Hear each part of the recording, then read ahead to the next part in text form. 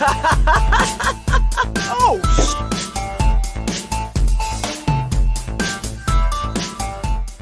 Hey friends, welcome to this week's episode of Dead Funny University. I am your host and fellow student Kelsey, and joining me for the 32nd episode in our Zelda semester is, of course, our teacher Chris. Chris, how are you doing tonight? I am doing. I mean, I guess that's better than the alternative. That's about it. I'm doing. So, yeah. All right, we need to jump right in due to time. So, we have just finished the mirror mission. No. Yep, we killed the spider. That was the Killed the last thing we spider. did, and that Thank was you. the mirror. Yes. So we now have two Okay. pieces of mirror? We have three pieces of the mirror. We had the one that we started with, which was already still in the mirror itself. Yeah. We have the one that we got from Mrs. Yeti, and then we got the one from the spider. Got it. Cool. So we have three. Yep. Of four? And we need one more. Yep. Got it. Cool. So where do we go next? Next, what we do is that we are actually, so we had the rod that we got out of the last one that was helping us move the statues.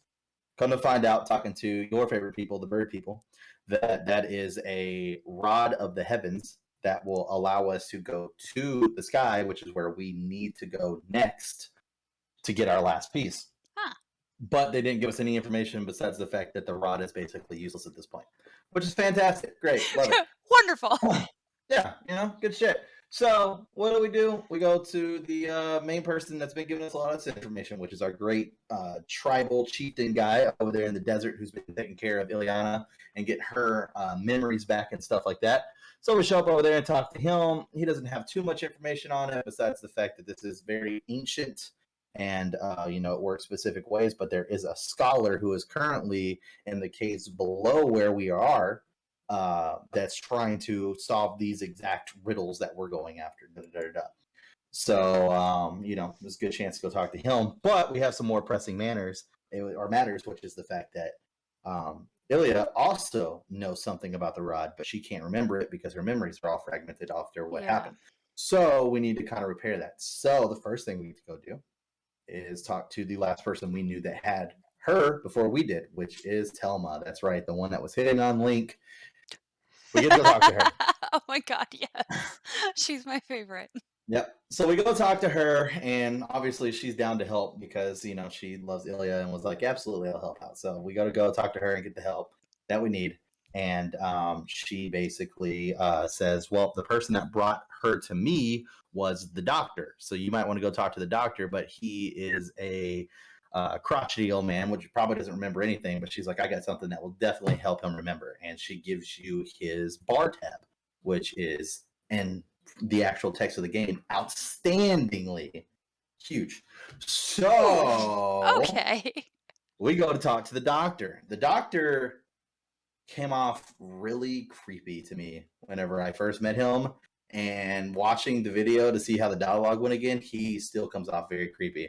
So you go in there, talk to him, is like basically all about money. It's like, oh, if you're here for this, it's going to be a lot of money for this. If you're here for this, it's going to be a lot of money for this. What are you here for? He's like, oh, by the way, did that girl get her memories back? Did she happen to mention me at all? And I'm just like, that's weird. Uncomfortable. Yeah, just a little bit. That's weird. Picking up some serious weird vibes from you, bro. Anyways, so there's that. And so anyways, moving forward, you basically talk to him for a little bit, and he asked that exact same question again, and then finally you pull out the bill and show him the bill, and he's like, holy shit. And he's like, I get it. Tell him I hired you as heavy to come mess me up. Well, I don't have your money, and I would have had the money because of the wooden statue that I took from the girl, but I was trying to read the carvings on it, and all of a sudden I spilled some medicine in it, which made it stinky, so I put it outside to let it air out, and then someone else stole it. So I never got to sell it. So neither the statue, which would be what you were looking for, is here, or the money. So you have no reason to be here anymore. Go, go, go. So we leave. That's shady. Yep. So we basically run around outside and kill shit, and we ended up getting the statue to drop, which is this lovely looking artifact right here.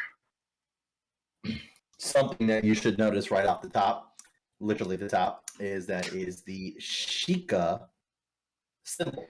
Yes, the private society that goes around protecting the royal family and all that fun stuff. Yeah, that one. So Basically, you bring that back to them, and she kind of gets a little bit of her memory back, remembering that she was actually captured with someone else. And whenever they got broken out, that person gave them the wooden statue, but sacrificed themselves so that way she could leave. So now she wants you to go and help them. And she has a small little memory of knowing Link before now, where they're like in the water place that they had, the whole pond or whatever, that she would always clean Epona at. And it's her, Epona, and Link. And then she remembers that she made something for Link. So then she gives us this, which is super nice. We can use that to call Epona to our direct location wherever we're at if we can't find the horse grass. It took this long in the game for us to get the item that we need to call Epona to us, which is kind of Holy fucking shit! Wait, yeah, this is like very, very close to the end of the game. What the shit? Yeah. The specific thing that I'm using to get a lot of this information from is about 5.5 hours long, and we roughly have like an hour left. So that's how far along in the game we are. Oh my god. Yeah. So once again, there was little grass things that we could pick up and call Epona, but you had to find them, versus this is something that you just have on your person and can use at any fucking time. Yeah. So there's that. Anyways, so she gives us that, and now we can call upon her whenever we want to. Great, fantastic. So we drop down because there's this gigantic pillar, and it needs to be moved. Oh, that was the funny part. That was the funny part that I knew that you would laugh at. So in order for us to figure out who the secret society is, we have to go to their village. And to go to their village, we have to move a boulder out of the way. Well, Mr. Rockhard Nipples is in the room with us, along with the chieftain of the actual fucking Gorons, which he's feeling a lot better after we kicked his ass. Which Rockhard Nipples tells us that we can't tell him about that, because if he found out that a human beat him, that he would be very upset.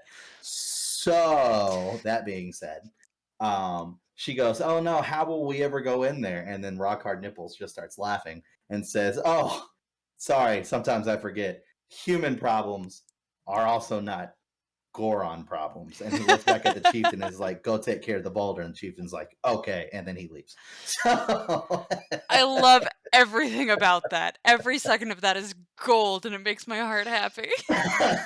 Because in his mind, problem was already solved. It's a rock. We'll just get the fuck out of the way. Yeah. But to us, it was like this gigantic fucking mountain.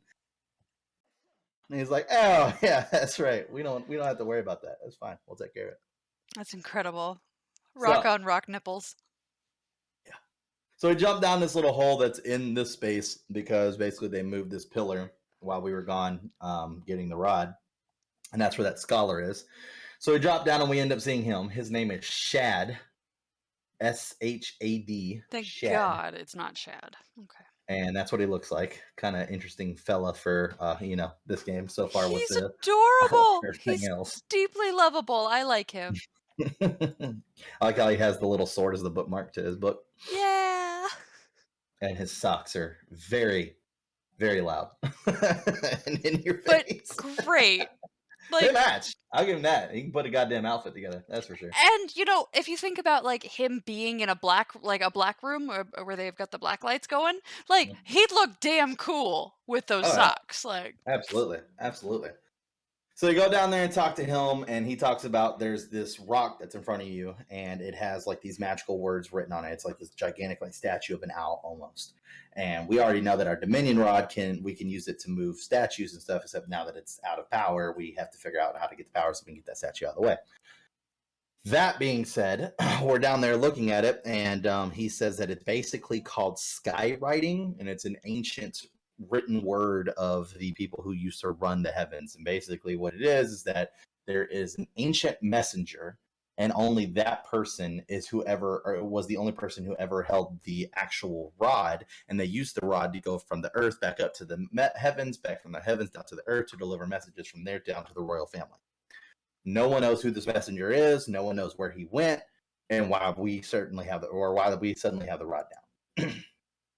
Okay, so the rod is meant for whoever's communicating between whoever's in the heavens. I'm gonna guess the goddesses to the royal family. Or your bird people. Like, it could just be nothing but bird people up there. It's just an entire colony of bird people. I mean, she said we need to go back home, so sure, bird people. Could just be the bird peoples. But yeah, so there's that. But yeah, so basically, we now have to go figure out how to get the rod filled, so that way we can now move the statue and figure out what the greatest secret is that's behind this stone, and that will do it for our time. Boom, boom. Wow. Exactly. Okay. You're gonna make me All that was wait. nothing but dialogue. I don't think you understand how much of that dialogue. I mean, I probably sat there and watched somewhere around the realm of 15 to 20 minutes worth of fucking just dialogue back and forth. Because after every time a sentence stopped, it was like, all right, go talk to somebody else. And I got to run back. And once again, I'm running from fucking Hyrule all the way over to the desert and then all the way back over to Hyrule. It's fucking insane.